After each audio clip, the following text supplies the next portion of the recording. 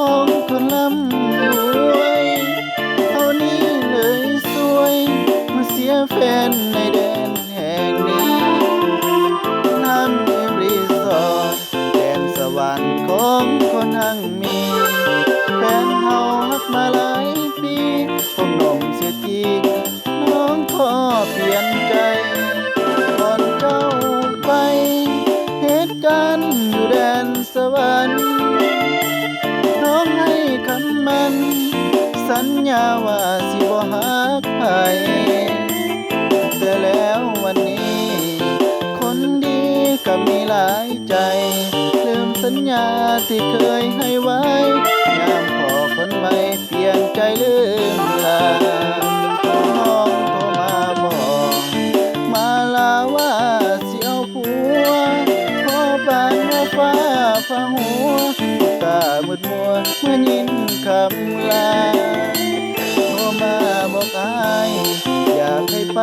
ร่วมงานวิวาห์อายอยากไปอยู่เด้น้องลาแต่ยานน้ำตาไหลผ่านงานดอกแดนสวรรค์เจ้าเอ๋ยจงอวยพรใส่ให้เขากับคนรักใหม่ขออย่าได้พบความเศร้าหมองคนจนบุญน้อยจำต้องคอยหักแม่เนื้อทองชาตินี้ให้บ่ได้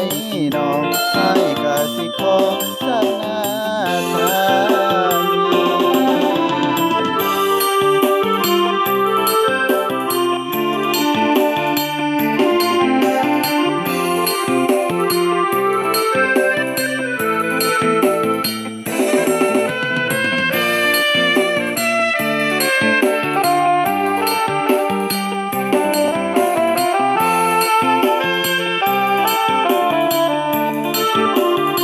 น้องโทรมาบอก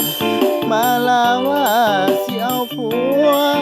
ขอปันว่าฟ้าผ่าหัวตามืดมัวเมื่อยินคำลาโทรมาบอกอายอยากให้ไปห้องงานวิวาห์อายอยากไปอยู่เด้น้องลาแต่ยานน้ำตาไหลผ่านงานดอกแดนสวรรค์ เจ้าเอ๋ยจงอวยพรใส่ให้เขากับคนรักใหม่ขออย่าได้พบความเศร้าหมอง